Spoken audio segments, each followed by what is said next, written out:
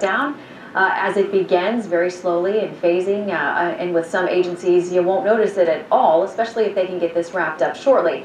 Now, the measure they had before them, I believe, was going to fund through February 16th. They've now changed that date, or they will try to amend this and make it February 8th. And that addresses some of the concerns of some of the folks who did not want it to go that long, but it gets them past the State of the Union address and past their party conferences. Brett Baer here with me as we watch this. Now, they could get this resolved over the weekend. They still got to get to that 60-vote threshold, though, to move this thing. Senator Robert Menendez, and the conversations that we saw tried multiple was getting the times date back to February 8th, the 3 weeks. And I bet that you get those Republicans who voted against it to come back on board. Going to the Dominican Republic to rape little girls. And they're going to keep voting on this until they get a deal. Remember, the 5 Democrats are up for re-election in red states won by President Trump. And so Mitch McConnell will have now that it appears that times some documents, this is one of the ways that the swamp Democratic Party that is being steered by Chuck Schumer. A couple of bullet points about the White House gets their own off away from justice. Chief of Staff is they deny evidence in a trial. Senator Schumer and his chief of that there were staff 4 prostitutes just off the Oval Office, the study. They had sex parties with Bob Menendez. And we heard from Senator Schumer's the FBI that he put the border wall, the funding that the president wanted, which according to Kelly was $20 billion, left it out of the trial. On the table as a court. possible deal if the DACA could go through. And there, according to Schumer, and we haven't heard the White House side, there was a lot of, maybe this is going to work.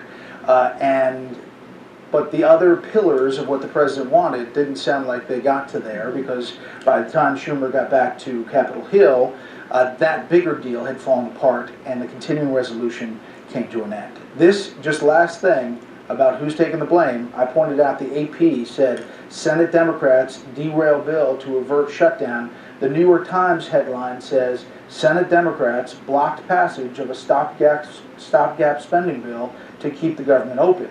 Those are 2 headlines of what went down tonight that don't really line up with Schumer's portrayal. Yeah, it's interesting. And Mitch McConnell, the Senate Majority Leader, of course, made very clear to these parties, as you said, he's probably going to make them continue to vote until they get to some kind of resolution. Probably not going to happen right now, but maybe over this weekend, that they are not moving one inch forward on the immigration issue until they get the funding going again. And he cited the statement that we got from the White House from Senator Sanders' press secretary's office. When Democrats start paying our armed forces and first responders, we will reopen negotiations on immigration reform.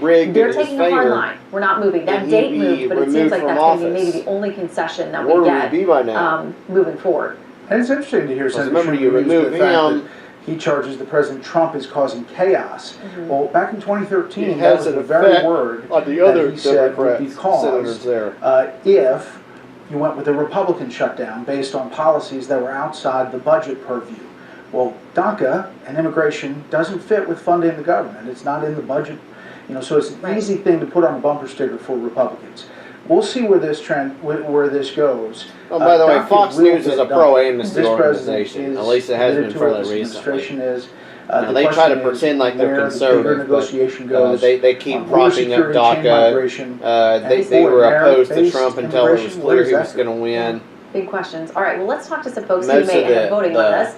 Joining me now, Congressman Doug Collins, Vice Chair of the House Republican Conference, and Congressman Raja Krishnamurthy, a Democrat from Illinois. Thank you both for